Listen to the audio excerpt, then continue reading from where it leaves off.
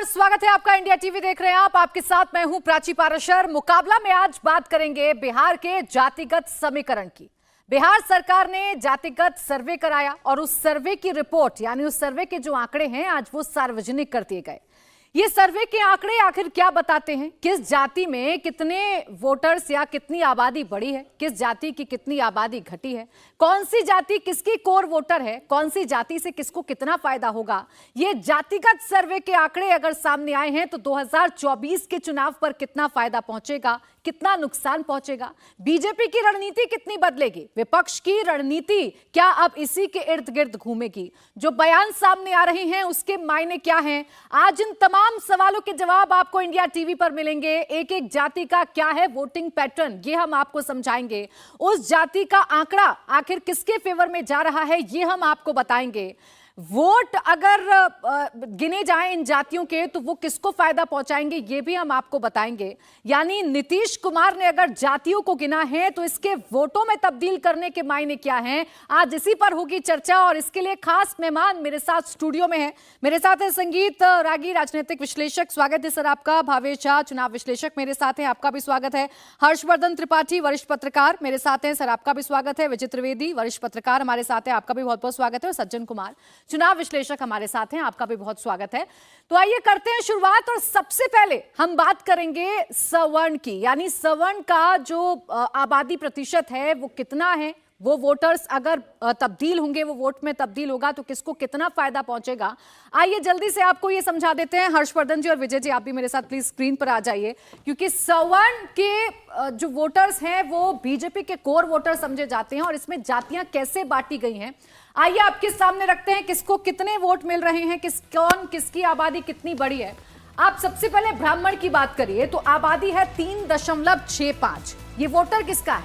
ये बीजेपी का वोटर है। राजपूत की अगर आप बात करेंगे तो 3.45 आबादी निकल कर आई है इस ताजा जातीय सर्वे में। ये भी वोटर बीजेपी का है। ट्रेंड्स ये बताते हैं कि बीजेपी में ही इसका वोट जाता है।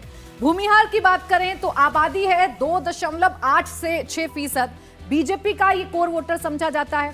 काइस्ट की बात करेंगे तो इनकी आबादी है 0.6%। इसे भी बीजेपी का वोटर समझा जाता है। इसी सवर्ण में आप आगे बढ़ेंगे तो मुसलमानों का भी जिक्र है। जो शेख मुस्लिम है यानी जो अपर कास्ट मुस्लिम है, उनकी संख्या है 4.96%, जिसे आरजेडी का वोटर समझा जाता है। ये जो 4% है ये आरजेडी की तरफ शिफ्ट होगा। अब टोटल कैलकुलेशन ये कहती है कि 10.56% बीजेपी के लिए रुझान है। यानी ये जो जातियां निकल कर आई हैं, इन जातियों की जो आबादी है इसमें 10.56% वोट जो है वो बीजेपी की तरफ जाएगा। और जो मुसलमानों का वोट है, जिसे अपर कास्ट मुस्लिम कहा जा रहा है, उनका वोट आरजेडी की तरफ जाएगा। यानी कुल 15% को अगर आप बांटेंगे तो उसमें से 10.56% बीजेपी के लिए रुझान है और आरजेडी के लिए अगर आप बात करेंगे तो 4.96% आरजेडी के लिए रुझान है। यानी ये आबादी कुछ इस तरीके से बढ़ सकती है। तो एक एक जाति का क्या है वोटिंग पैटर्न, इसी पर आइए करते हैं चर्चा की शुरुआत। और हर्षवर्धन जी, हम ब्राह्मणों की अगर सबसे पहले बात करें तो ब्राह्मण को सीधे सीधे कोर वोटर बीजेपी का समझा जाता है। क्या कोई गुंजाइश है कि ब्राह्मण वोट बैंक में भी सेंधमारी हो सकती है, या अगर ये बटेगा तो कितने % बटने की गुंजाइश होती है? देखिए प्राची, सबसे पहले तो ये कि मुझे लगता है कि जो अभी इंडिया टीवी पर ये आंकड़ा दिख रहा है और जो नीतीश जी और तेजस्वी जी की सरकार ने कर दिया है, ये देश के लिए बड़ा सुंदर काम किया है। इतनी आसानी से और इतने बेहतर तरीके से शायद उनको कितनी रैली में बोला जाता वो न समझ पाते। अब बिहार में 11% सवर्ण हिंदू है और 5% सवर्ण मुसलमान है। यानी अगर आप जातीय राजनीति कर रहे हैं तो जातीय राजनीति के लिहाज से सवर्णों में जो हिंदू और मुसलमान की राजनीति है वो दोगुने से अधिक भारतीय जनता पार्टी के पास है, और इधर की तरफ कहें तो वो 5% है। ये जो 10.56% है यानी 10.5% है, इसमें बंटवारे की गुंजाइश न्यूनतम है। क्यों न्यूनतम है? क्योंकि लाठी लेके सब खड़े हैं, वो कह रहे हैं कि इनका वोट तो हमें चाहिए भी नहीं। आप जरा राहुल गांधी का जो पोस्ट है वो देख लीजिए, लालू जी जो कह रहे हैं वो उठा के देख लीजिए, और मैं तो कहता हूं उन सब की पोस्ट एक एक करके चलाना चाहिए। उन्होंने पहले ही कह दिया कि हमारे एजेंडे में है नहीं। तो अब जब उसमें निकल कर आता है ब्राह्मण या राजपूत, भूमिहार, कायस्थ, तो एक तरह से पहले ही आपने चंक उठा कर दे दिया। कहते हैं ना कि किसी को इच्छा हो कि अच्छा चलो ठीक है, थोड़ा सा और खाना है, कुछ पूरी सब्जी के बाद कुछ और मिले, आप करेंगे नहीं भैया, आपके मन पसंद पूरा खाना हमने आपको परोस दिया। ये आंकड़ा उसी तरफ ले जा रहा है कि भारतीय जनता पार्टी को बिना कुछ कहे एक बड़ा चंक मतदाताओं का इस सर्वे ने उठा कर दे दिया है। और उसमें ब्राह्मण वो कहीं इसलिए वैसे भी नहीं जा सकता, संख्या के लिहाज से भी देखें तो इनकी संख्या कम है। और दूसरा, अब जब एक तरह से कहें कि पूरी राजनीति एंटी ब्राह्मणवाद पर जाती है, जो नैरेटिव बनता है, तो उसमें तो कुछ कहने लायक बचे ही नहीं, तो चुप रहेंगे, शांत रहेंगे, जहां देना है वोट देके चले आएंगे। ये जो 10% का आंकड़ा, 10.56% का आंकड़ा है, ये नहीं बटेगा, जैसा अभी हर्षवर्धन जी कह रहे हैं, गुंजाइश कम है। लेकिन ये जो 5% सवर्ण का आंकड़ा है विजय जी, मुस्लिम वोटर्स का, क्या इसमें कोई गुंजाइश है कि ये थोड़ा बहुत छिटके या बटे, या ये सीधा सीधा आरजेडी की तरफ जाएगा? मोटे तौर पर आरजेडी के पास जाएगा। यदि इसमें छिटकेगा तो उतना ही छिटकेगा जितना बीजेपी से ये 10.5% में से कुछ छिटक कर जा सकता हो। हालांकि उसमें फिर भी कोई गुंजाइश मुझे लगती है कि थोड़ा बहुत हो सकता हो। आरजेडी के इस 4.96% में गुंजाइश नहीं है। और जो बात इस पूरी कास्ट सेंसस की है, उसका मतलब ही यह है कि जो ब्राह्मण है, अपर कास्ट है, उसके खिलाफ एक पूरे का पूरा वोट बैंक का नैरेटिव तैयार किया जाए। ये 11% आज आपको लग रहा है कि बड़ा है, लेकिन वो उसको दूसरे तरीके से देख रहे हैं, भाई 80% जो लोग हैं वो उनके साथ खड़े हो रहे हैं। इस 11% को अलग कर दिया गया है। वो सही बात कह रहे हैं त्रिपाठी जी कि उनको जरूरत ही नहीं है आपकी, तो वो 11%, 10.5 है, जो भी आप कहते हैं वो ठीक है उनके लिए, लेकिन ये नैरेटिव ही इसलिए बनाया गया है। ये कास्ट सेंसस को बनाने की क्या खास, इसमें एक चीज छोटी सी मैं जोड़ना चाहता हूँ। मैं अभी नीतीश सरकार का मंत्रिमंडल देख रहा था, तो उसमें जो आपने चर्चा की, अभी यहाँ पर नहीं आई है चर्चा, जो यादव है जो 13-14% है, वो मंत्रिमंडल में 22% है, और कुर्मी और जो कुशवाहा है वो करीब करीब 6% है, 7% है आपके, वो वहाँ पर 17% है मंत्रिमंडल में। और जो 36% है अति पिछड़े, वो वहाँ पर 6% है मंत्रिमंडल में। तो अब तो मुझे लगता है, उम्मीद ये करनी चाहिए कि नीतीश कुमार जी और तेजस्वी जी को, कि जब कास्ट सेंसस आ गया तो वो मंत्रिमंडल को थोड़ा सा रीऑर्गेनाइज करके सबको जितनी हिस्सेदारी उतनी भागीदारी दे। इसमें प्राची एक लाइन जोड़ दूं, क्योंकि विजय जी कह रहे हैं वो ठीक बात है कि हो सकता है कि कुछ इसमें से ब्राह्मण, राजपूत, भूमिहार, कायस्थ में से कुछ टूटे, लेकिन जो ये आरजेडी के लिए पूरा का पूरा है, पूरा जो अलायंस एक साथ आएगा तब तो ठीक है वो। लेकिन अगर ओवैसी जी ताल ठोक के पिछली बार की तरह आ गए और सीमांचल के इलाके में फिर से उन्होंने दहाड़ना शुरू किया कि तुमको मिला क्या बताओ, तुमको बैठना तो लालू जी के नीचे ही है, अब तेजस्वी के नीचे बैठना है, तो ये जो मतदाता है इसमें का भी एक बड़ा हिस्सा वो दूसरी तरफ जा सकता है। वो दूसरी तरफ बीजेपी नहीं होगी, लेकिन लाभ तो उन्हें ही मिलेगा। हाँ, बीजेपी के रेफरेंस में मैं कह रहा था कि बीजेपी के पास उनका, ठीक है, संगीत रागी जी भी इसमें एक पॉइंट ऐड करना चाह रहे हैं। संगीत रागी जी, ये बिल्कुल सेफ वोट समझा जाए बीजेपी के लिए कि ये तो कहीं जाएगा नहीं, कहीं छिटकेगा नहीं? देखिए, मैंने अभी पूरा आंकड़ा देखा नहीं है, लेकिन जो आंकड़े दिखा रहे हैं आप, उससे एक बात बहुत साफ दिख रहा है कि जो मुसलमानों का वोट है वह सवर्ण और असवर्ण के आधार पर नहीं होता है। वो मुसलमान होकर के अपनी आइडेंटिटी मुस्लिम है, और हमारे मुस्लिम हित कहाँ पर हैं उसको ऐसा ध्यान में रख करके वो वोटिंग करते हैं। ये आपके आंकड़े बता रहे हैं।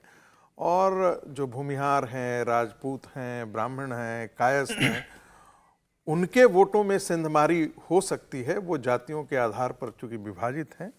हालांकि मुसलमानों के अंदर भी कई जातियों का जिक्र है जो हमने सेंसस में देखा है, लेकिन बाई एंड लार्ज जो वो वोटिंग करते हैं, जो उनका वोटिंग पैटर्न है, वो मूलतः धर्म के आधार पर ही वो वोटिंग करते हैं, ऐसा हमको देखने को मिलता है।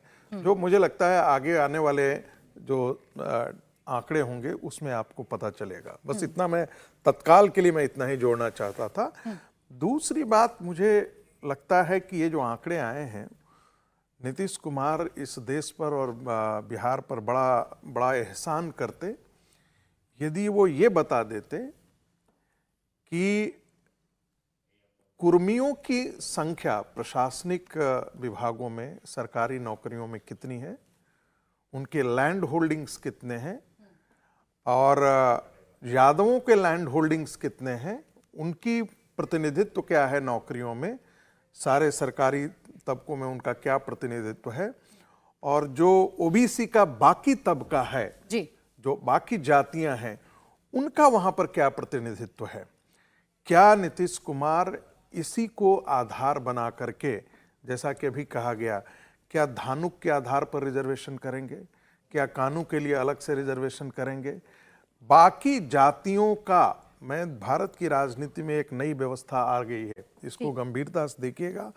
कास्ट कंस्टिट्यूएंसी खड़े हो गए हैं। जिस कास्ट का डोमिनेंस किसी एक रीजन में है, वहां पर उस जाति का एक पार्टी खड़ा होकर के आ गया है। नेता। ये पैटर्न आपको नॉर्दर्न इंडिया में भी मिल रहा है और सदर्न इंडिया में भी मिल रहा है।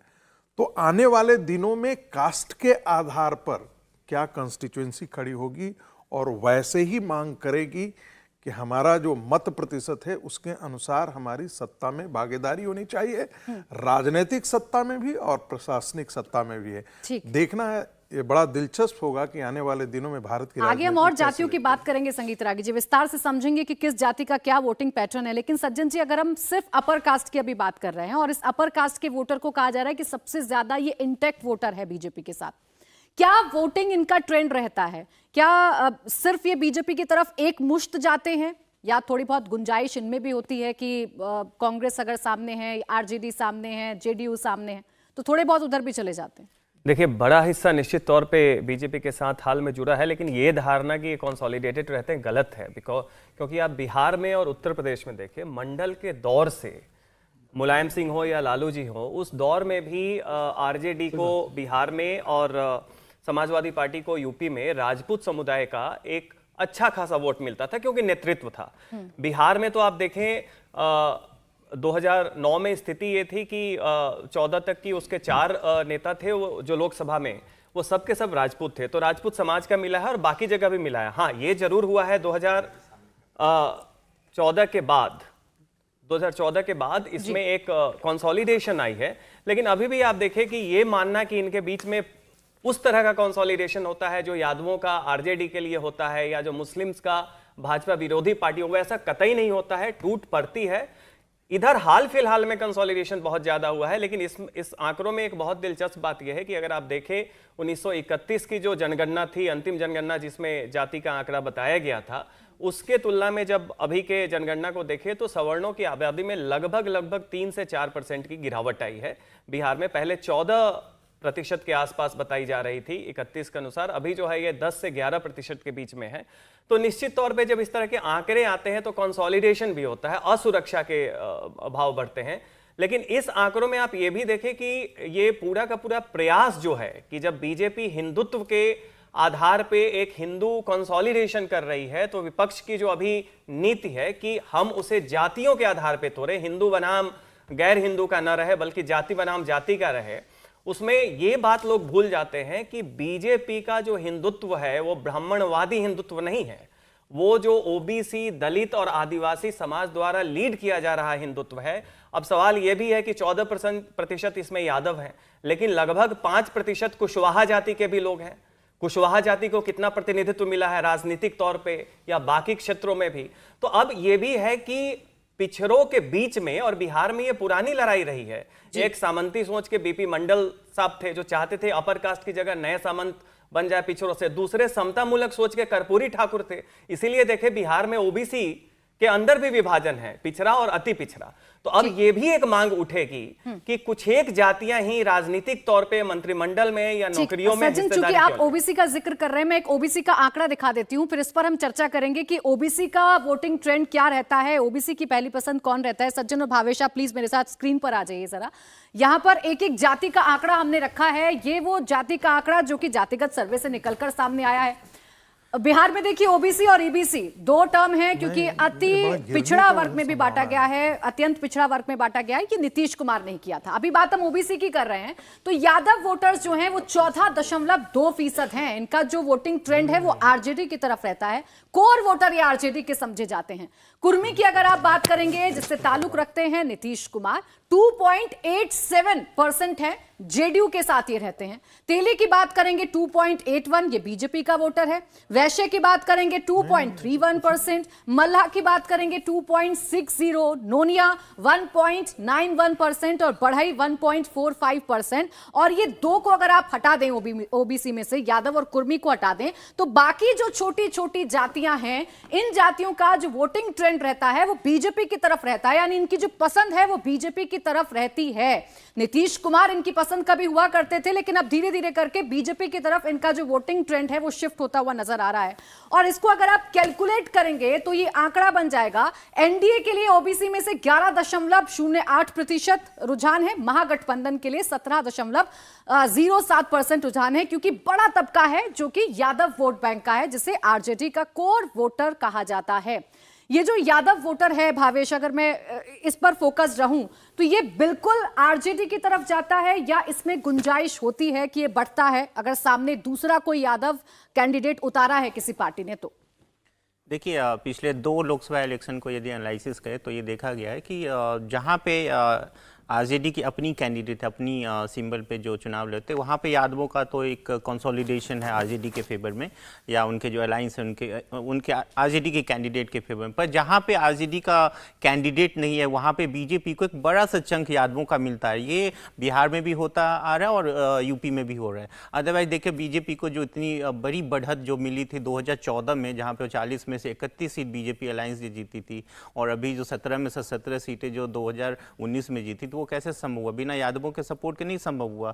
खैर, इससे एक लार्जर पक्ष देखिए, जो अभी जो ये कास्ट सेंसस को लेकर जो बातें की जाए, देखिए बिहार में जो अभी एग्जिस्टिंग जो विधानसभा चले उसमें यादवों की जो संख्या है वो 25% के आसपास है, और उनकी आबादी है 14% के आसपास।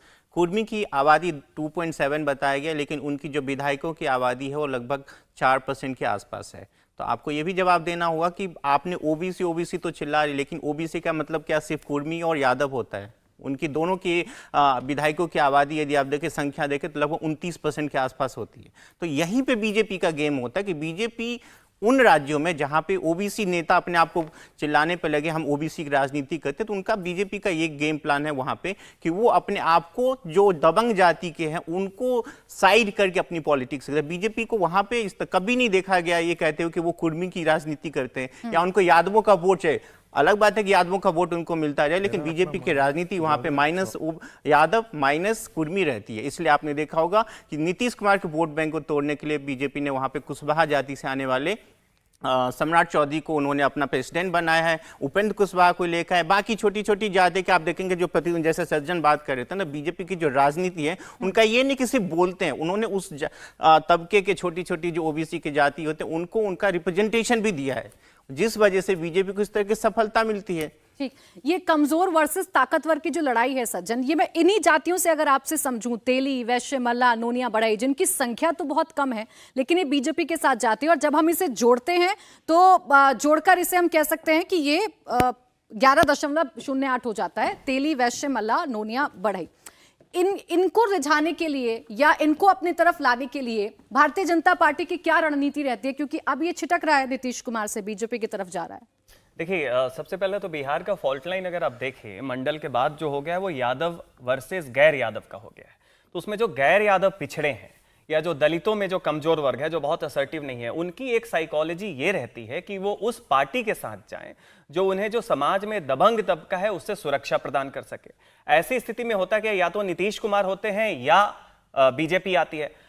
पहले नीतीश कुमार ये जो पिछड़ों में जो कमजोर पिछड़ा था उसके बड़े चेहरे थे, लेकिन मोदी जी के आने के बाद से आप देखें, और खासकर लोकसभा चुनाव में आप क्लियर ट्रेंड देखेंगे कि ये जो कमजोर पिछड़ा है, जो छोटी छोटी जातियां हैं, इनको अलग अलग नामों से भी जानते हैं।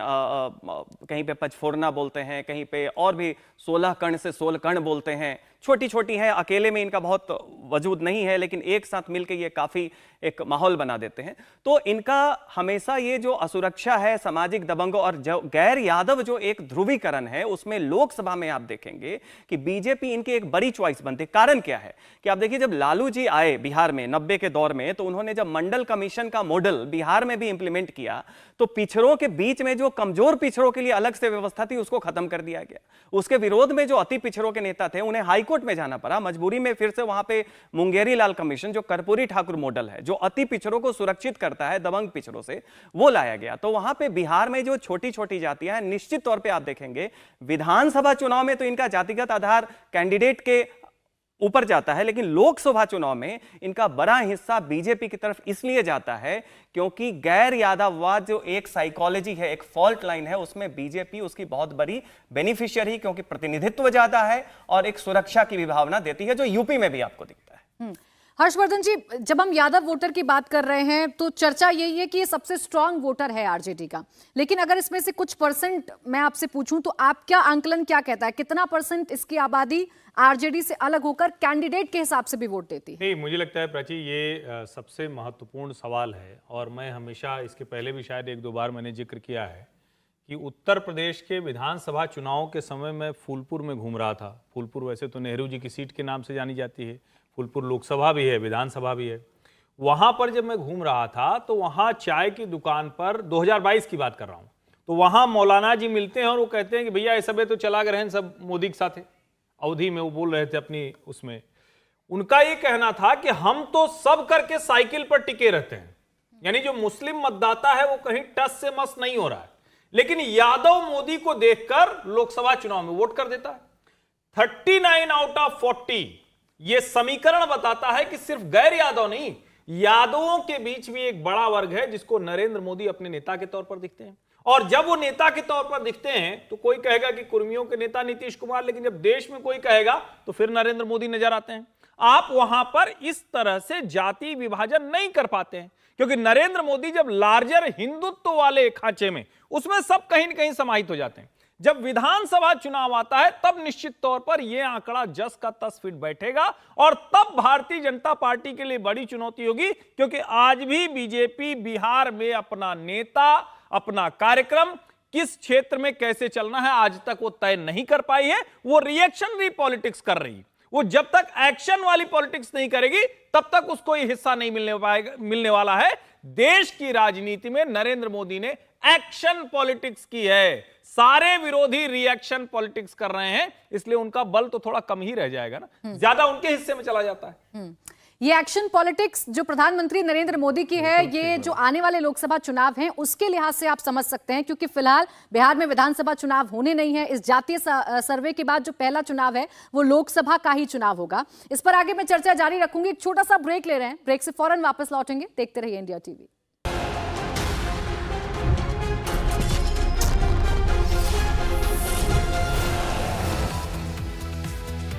ब्रेक के बाद आपका स्वागत है। आप देख रहे हैं इंडिया टीवी। लगातार चर्चा जारी है बिहार से आए जातिगत सर्वे को लेकर, उसके आंकड़े को लेकर। आखिर ये आंकड़े 2024 के लिहाज से कितने महत्वपूर्ण हैं, किस पार्टी की क्या तैयारी हो सकती है, कौन किसका वोटर है, इस पर चर्चा जारी है। और आइए अब बात कर लेते हैं हम ईबीसी वोट की, जिसे अत्यंत पिछड़ा वर्ग के नाम से आप बिहार में जानते हैं। इसे अलग किया था नीतीश कुमार ने। इसका वोटिंग पैटर्न क्या है, किसकी कितनी आबादी है, जल्दी से आपको बता देते हैं आंकड़ों के जरिए। तो अगर आप ईबीसी की बात करेंगे तो इसमें जो जातियां हैं, तेली, कानू, मल्लाह, धानुक, कहार। तेली की अगर आप परसेंटेज देखेंगे तो 2.81% है, बीजेपी की तरफ इसका रुझान रहता है। कानू की बात करेंगे तो 2.21% है, इसका भी रुझान बीजेपी की तरफ रहता है। मल्लाह 2.60 बीजेपी की तरफ रहता है, इनका भी जो रुझान है, जो इनका वोटिंग ट्रेंड है, जो इनकी पहली पसंद है। धानुक 2.10 बीजेपी, कहार 1.69%, ये भी बीजेपी की तरफ रहता है। यानी ईबीसी को आप ऐसे समझिए, अत्यंत पिछड़ा वर्ग को, कि पहले इसे नीतीश का वोटर कहा जाता था, लेकिन धीरे धीरे करके नीतीश से अलग होकर ये जो ईबीसी है, जो अत्यंत पिछड़ा वर्ग है, ये लोग अब बीजेपी को अपनी चॉइस बना रहे हैं। बीजेपी की तरफ अब इनका जो रुझान है वो साफ तौर पर देखने को मिल रहा है। ज्यादातर जो जातियां हैं वो बीजेपी की तरफ जाती हैं। ये जो तब्दीली हुई है सज्जन जी, ये तब्दीली किस वजह से हुई? क्योंकि नीतीश ने अलग किया, उनको फायदा पहुंचा, लेकिन अब नीतीश को ही छोड़कर बीजेपी की तरफ शिफ्ट होने की वजह क्या है? देखिए, 1990 के बाद जब लालू जी बिहार के पटल पे आते हैं तो ओबीसी का ओवरऑल रिप्रेजेंटेशन तो बढ़ता है निश्चित तौर पे, लेकिन अगर आपसे जातिगत आधार पे देखें तो पहले की तुलना में चूंकि कुछ यादव समाज से और कुर्मी समाज से काफी ज्यादा लोग चुन के आते हैं तो ओवरऑल ओबीसी बढ़ता है, लेकिन अति पिछड़े जो है, अत्यंत पिछड़े, एक्सट्रीमली बैकवर्ड कास्ट, जो कर्पूरी मॉडल है, हमेशा याद रखिए कर्पूरी ठाकुर जो बिहार के उप मुख्यमंत्री, मुख्यमंत्री रहे, बड़े पिछड़ों के नेता थे, वो नाई, वो बार्बर कम्युनिटी से आते थे, तो उनकी हमेशा से एक कोशिश थी कि जो पिछड़े की बात जब हम करते हैं तो उसमें एक जो बहुत अत्यंत पिछड़े हैं उनकी सुरक्षा दबंग पिछड़ों से हो। तो लालू जी के आने के बाद आप देखेंगे कंटिन्यूअसली आरजेडी के अंदर और बिहार विधानसभा के अंदर या लोकसभा में टिकट देने में अति पिछड़ों को नेग्लेक्ट किया गया, और लालू जी के आने के पहले उनकी संख्या ज्यादा थी। यह काम अगर उसी समय से आप सुशील कुमार मोदी जब विपक्ष के नेता था उस समय से देखें तो बीजेपी ने आज क्यों ये उसकी तरफ जा रहे हैं, कारण है कि 1990 के शुरुआती दशक से काफी अलर्ट होकर बीजेपी ने अति पिछड़ों की राजनीति की है, उन्हें संगठन में, टिकट डिस्ट्रीब्यूशन में और बाकी दायित्वों में भी प्रतिनिधित्व दिया। निश्चित तौर पे नीतीश कुमार ने भी इसी वोट बैंक को साधा, चूंकि वो मुख्यमंत्री रहे तो वो चेहरा बन गए इस तबके के। लेकिन धीरे धीरे आप देखिए जब 2015 में नीतीश कुमार बीजेपी को छोड़ के आरजेडी के साथ जाते हैं और उसके बाद 2 साल के अंदर में फिर से 1990 वाली तस्वीर जब बिहार में आने लगती है, और याद रखिए जब कानून और व्यवस्था खत्म होता है तो उसका सबसे ज्यादा, भले ही आप पिछड़ा बनाम सवर्ण करें, लेकिन जब कानून व्यवस्था खत्म होती है तो उसका सबसे ज्यादा असर जो है कमजोर तबकों पे पड़ता है। ये वही महादलित हैं, ये वही अति पिछड़े हैं। ऐसी स्थिति में इन तबकों के पास उस नेता की तरफ रुख करने का एक मनोविज्ञान होता है जो उनको सुरक्षा भी दे और एक लाभ भी दे और प्रतिनिधित्व भी दे। तो हमने कहा कि अभी तक तो नीतीश कुमार थे, विधानसभा में भी थोड़ा बहुत पकड़ अभी उनकी है, पहले से घटा है, लेकिन जैसे ही लोकसभा की बात आती है उसमें बीजेपी और नरेंद्र मोदी, ये जो एक साथ जो इनके बीच में है। और याद ये भी रखिए कि जहां जहां भी हम लोग हिंदू मुस्लिम की बात करते हैं, ये बहुत जरूरी है समझना कि मुसलमानों के साथ जिस एरिया में हिंदू रहते हैं वो किस जाति से ज्यादातर आते हैं। वो या तो दलित होते हैं या अति पिछड़े होते हैं, ना तो दबंग पिछड़े होते हैं ना सवर्ण होते हैं। तो जब भी इस तरह का सांप्रदायिक या कोई हिंदू मुस्लिम झगड़ा होता है उसमें यही तबका होता है जो हाशिए पे जाता है। और जब सामाजिक न्याय और धर्मनिरपेक्ष के नाम पे अब मुसलमानों को ज्यादा तरजीह देते हैं, ऐसी भावना दिखती है, उस समय यह तबका फिर बीजेपी नेताओं की तरफ जाता है। इस कारण से आप प्रतिनिधित्व की बात देख लें, सुरक्षा की बात देख लें, एक पहचान की बात देख लें और एम्पावरमेंट की बात देख लें, इसलिए बीजेपी इनकी पहली पसंद है और वो आगे भी रहेगी और लोकसभा में तो बहुत ज्यादा रहेगी। क्योंकि लोकसभा का चुनाव है, विधानसभा का चुनाव नहीं है। संगीत रागी जी, क्या यही एक बड़ी वजह है कि ये सर्वे फिलहाल बीजेपी के लिहाज से ज्यादा मुफीद नजर आ रहा है? जो सोचकर नीतीश कुमार ये सर्वे करवाना चाह रहे थे, क्या ऐसा तो नहीं कि उन्हीं पर ये चाल उनकी भारी पड़ जाएगी? देखिए, मुझे ऐसा लगता है कि 2014 का जो चुनाव था भारतीय जनता पार्टी ने जीती थी, एक बड़ा लार्जर एजेंडा लेकर के नरेंद्र मोदी आए थे। और लेकिन एक साथ जो जमीन पर जो काम कर रहा था वो सबसे बड़ी बात थी जो सोशल कोएलिशन जिसको कहा गया। जिस सामाजिक समीकरण का निर्माण 2014 में नरेंद्र मोदी जी ने किया, छोटे छोटे जातियों को तरफ जो हाशिए पर हुआ करते थे, राजनीति में उनका कोई बहुत ज़्यादा वजूद नहीं हुआ करता था। दबंग जातियां जो ओबीसी के अंदर थी, जैसे कुर्मी हुए, कोयरी हुए, यादव हुए, इनकी जो दबंगई थी, इनको भी साथ लिया, लेकिन साथ साथ जो छोटी छोटी जातियां थीं इनको भी भारतीय जनता पार्टी ने साधा। और यही कारण है कि आपको 2014 का परिणाम अलग मिल रहा है, 2019 के परिणाम भी आपको अलग अलग मिल रहे हैं। तो इसका एक बहुत बड़ा कारण है कि जो एक हम लोगों ने एक मान लिया था कि ओबीसी की जातियां जो होती हैं, खास करके यादव का वोट जो होता है वो कंप्लीटली मुलायम सिंह के पक्ष में चला जाता है या लालू प्रसाद यादव के साथ सारी यादव लोग चले जाते थे। इस मिथक को नरेंद्र मोदी ने और योगी जी ने तोड़ा है और बहुत बुरी तरीके से तोड़ा है। यदि ऐसा नहीं होता तो यकीन मानिए कि उत्तर प्रदेश और बिहार में भारतीय जनता पार्टी को इतनी सीटें नहीं मिलती।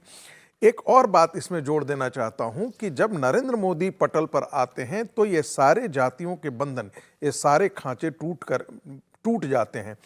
चूंकि बिहार के अंदर, जैसा कि अभी चुनाव विश्लेषक बता रहे थे, वो बिल्कुल सही कह रहे थे, बिहार के अंदर जैसी ही ये जातियां देखती हैं कि धर्मनिरपेक्षता के नाम पर मुस्लिम तुष्टीकरण हो रहा है, तो वो हिंदुत्व के एजेंडे से साथ अपने आप को खड़ा महसूस करते हैं। तो एक वहाँ पर एक कंप्लीट पोलराइजेशन हो जाता है और यही कारण है कि जो जो जिन जातियों को नीतीश ये मान करके चलते थे कि वो सामाजिक समीकरण में उनके खांचे में होने चाहिए थे, उनके साथ आने चाहिए थे, वो सारी की सारी जातियां आज के दिन में भारतीय जनता पार्टी के साथ खड़ी है, वो कोर वोटर के तौर पर इमर्ज करके आई है। और यही कारण है कि आपने देखा होगा कि बिहार के अंदर भारतीय जनता पार्टी ने इसको साधने की कोशिश की है। सम्राट चौधरी को कुशवाहा जाति से उन्होंने अध्यक्ष बनाया है। वो शकुनी चौधरी के बेटे थे और वो जो है वो कुशवाहा जाति से हैं। उनको पता है भारतीय जनता पार्टी को कि जो कुर्मी और कोयरी जो है ये दोनों मिल करके जो है वो जो नीतीश के वोट बैंक हुआ करते थे, यदि हम इसको तोड़ देते हैं तो नीतीश की जो राजनीतिक जमीन है वो पूरी तरीके से खिसक जाएगी। 2019 के लोकसभा में जो नीतीश के लोग कहते हैं, यदि आप पटना जाएं उनसे बात करें तो वो कहेंगे कि 2019 का चुनाव हम नरेंद्र मोदी के कारण जीते थे, हम नीतीश कुमार के नहीं जीते। रातों रात हमको नीतीश कुमार का पोस्टर हटा करके नरेंद्र मोदी का पोस्टर लगाना पड़े था। ये उनके जेडीयू के जीते हुए सांसदों का कथन है जो मैं आपके सामने व्यक्त कर रहा हूं। वो स्थिति आने वाले दिनों में मुझे लगता है कि भारतीय जनता पार्टी इसे बेहतर तरीके से ये करेगी और हिंदुत्व का एजेंडा जो है वो मुझे लगता है कि यदि लाए तो मुझे लगता है कि ये उनको बेहतर परिणाम मिलेगा। इनकी कोशिश होगी जातियों में बांट दें, इसलिए भारतीय जनता पार्टी को जो बड़ा एजेंडा है हिंदुत्व का एजेंडा, उसे तो कभी कमजोर नहीं होने देना इसी चाहिए। लाइन पर पार्टी के तमाम नेता बयान भी दे रहे हैं। लेकिन ओबीसी की विजय जी अगर बात करें तो ओबीसी में अगर हम कुर्मी और यादव को हटा दें और फिर अगर हम वोट शेयर को देखें तो जेडीयू प्लस आरजेडी 35% वोट उन्हें मिल सकती है और बीजेपी की तरफ 50%, यानी एक बड़ा हिस्सा बीजेपी की तरफ जा रहा है, जिसमें कुशवाहा को भी अब आप ऐड कर लीजिए जिनकी 4.2 आबादी है। इसमें बड़े नेताओं को खड़ा करना, ये बीजेपी की रणनीति कितना कामगार साबित हो रही है लोकसभा चुनावों के लिहाज से? देखिए, लोकसभा चुनाव और विधानसभा चुनाव का फर्क, जैसे अभी संगीत जी ने भी जिस बात का जिक्र किया वो है ही, लेकिन मैं कह रहा हूँ कि इसमें एक बड़ी वजह खुद लालू यादव और नीतीश कुमार या जो लोग ओबीसी के लीडर्स हैं ना वो भी हैं, क्योंकि उन्होंने ओबीसी लीडर्स होने के साथ साथ जो ओबीसी की जो कास्ट थी उन पर फोकस किया और जो ईबीसी है, अति पिछड़ा वर्ग है, वो पीछे होता गया, उसकी जो हिस्सेदारी है वो लगातार कम होती गई है। अभी मैंने पहले भी जिक्र किया कि नीतीश सरकार में वो उनका परसेंटेज नहीं है, कुछ 5 मंत्री हैं कुल मिला के, जबकि परसेंटेज उनका 36% वहाँ पर हो रहा है। तो वो जो फ़र्क है उसने भी उनको अलग किया और भारतीय जनता पार्टी ने उसी पर फोकस किया कि जो जातियाँ ओबीसी में जो दबंग जातियाँ कहें या जिनके पास पावर था, पॉलिटिकल पावर है, एडमिनिस्ट्रेटिव पावर है, उसके अलावा जो लोग थे उन पर उन्होंने फोकस किया। नरेंद्र मोदी इन सबको साध रहे हैं, लेकिन आज भी मैं समझता हूँ कि बिहार में भी और उत्तर प्रदेश में भी, बिहार में तो खास तौर से भारतीय जनता पार्टी के पास कोई ऐसा नेता नहीं है। सम्राट चौधरी, एक एक्सरसाइज की गई है, वो अभी उस तरह से बड़े लीडर नहीं बन पाए हैं बिहार में कि जो ईबीसी के या ओबीसी के लीडर बन जाए। वो नरेंद्र मोदी के सहारे उस सीढ़ी पर चढ़ने की कोशिश कर रहे हैं। यदि बिहार की जातिगत समीकरणों को साधना है तो भारतीय जनता पार्टी को अपने ऑर्गेनाइजेशन को रीओरिएंटेशन करना पड़ेगा, कुछ बदलाव करने पड़ेंगे। और उसके साथ साथ हिंदू वोट के लिए वो बार बार बिहार में डरती है भारतीय जनता पार्टी कि हिंदू वोट चलेगा कि नहीं चलेगा, क्योंकि उस हिंदू अम्ब्रेला में कास्ट फिट नहीं बैठ रही। तो उसको थोड़ा सा ज़्यादा स्ट्रॉन्ग तरीके से, ज़्यादा मजबूत तरीके से चलाएं। जो उनको गोलवलकर की बात को याद रखना चाहिए, गुरुजी गोलवलकर जो आरएसएस के दूसरे सरसंघचालक थे, कि विचारधारा के साथ खड़े आप रहेंगे तो भले ही वक्त लगे, लेकिन आप वक्त जब आएगा तो ज़्यादा मजबूती से और ज़्यादा लंबे समय तक खड़े रहेंगे। इन दोनों बातों को यदि भारतीय जनता पार्टी ध्यान रखे, केवल मोदी जी के भरोसे आप लोकसभा चुनाव जीतते जाएंगे और खड़ा नहीं करेंगे अपने वोटर को एक मजबूत तरीके से, तो उसका कोई फायदा बहुत लंबे समय तक नहीं होगा। ओबीसी एससी एसटी, इसका जिक्र विपक्ष की पार्टियां कर रही हैं संगीत रागी जी, और इसका 85% को लेकर वो काफी आश्वस्त नजर आ रही हैं। लेकिन इसी 85% में वो छोटी छोटी जातियां भी तो हैं जिनका परसेंट बेशक कम है, लेकिन उनका रुझान बीजेपी की तरफ है और उनको जोड़ दें तो एक बड़ा नंबर बन जाता है। देखिए, इस बात का जिक्र हर्षवर्धन त्रिपाठी जी ने किया था। जो पार्टी एजेंडा सेट करती है, यकीन मानिए चुनाव वही जीतती है।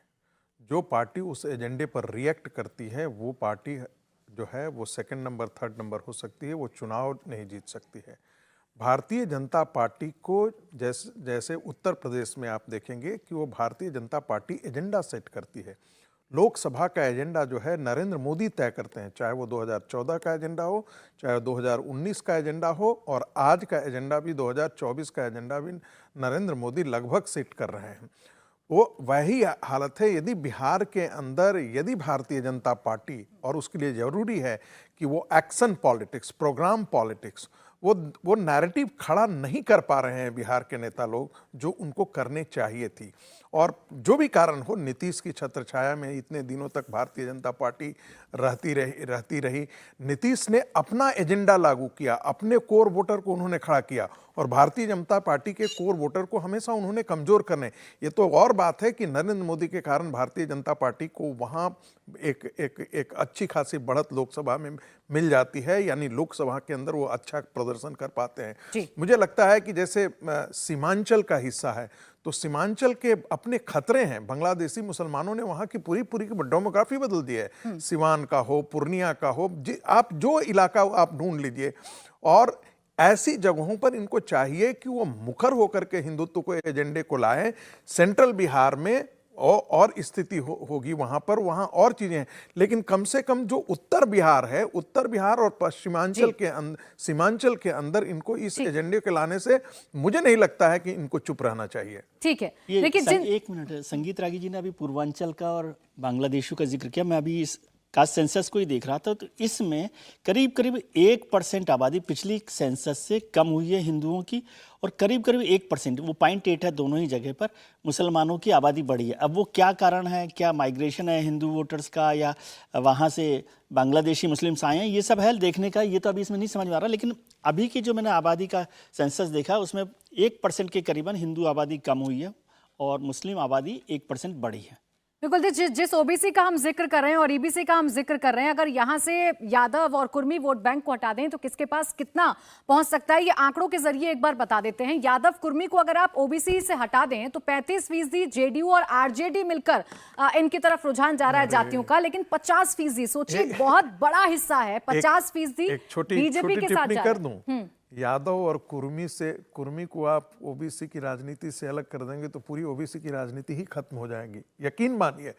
आप कह दें कि यादवों को और कुर्मियों को प्रशासनिक जो रिजर्वेशन मिलता है उससे थोड़े दिन के लिए बाहर कर दें, और बाकी जो ओबीसी हैं उनको उसमें प्रतिनिधित्व दिया जाए। जैसे आप सवर्णों को आपने बाहर कर रखा है ना, सारे सवर्ण तो वैसी स्थिति में है नहीं। एक ब्राह्मण जो है 2 लंगोटे पर भी वो काम करता है, पूरे जीवन गुजार लेता है, लेकिन वो रिजर्वेशन का हिस्सा नहीं बनता है। एक और भी सवर्ण जातियां हैं जो अपने बहुत दरिद्रता में जीवन जीते हैं, लेकिन फिर भी उनको एक ही खांचे में रखा गया है। यदि कुर्मियों को और यादवों को यदि 10 साल के लिए आप छोड़ दें ऐसी स्थिति में, तो आप यकीन मानिए ये बिहार और उत्तर प्रदेश में जो ओबीसी की राजनीति है 2 दिन भी नहीं चल पाएगी। और यही नेता जो है, यादव के नेता और ये कुर्मी के नेता जो है, वो कपड़े फाड़ते मिलेंगे आपको। ठीक है, देखिए आगे भी इस पर ही चर्चा करेंगे। मुकाबला में हमने बिहार के जातीय जनगणना के कई आंकड़ों को एनालाइज किया है, लेकिन अभी भी बहुत सारे आंकड़े बाकी हैं। जातीय जनगणना में ओबीसी सबसे ज्यादा अहम है। ओबीसी किसे प्रधानमंत्री बनाएंगे, मुस्लिम किसे वोट करेंगे, इस पर भी होगी चर्चा। आगे कुरुक्षेत्र। इंडिया टीवी हर वक्त हर जगह डाउनलोड करने के लिए सर्च करें India TV news Google play store या ऐप स्टोर पर।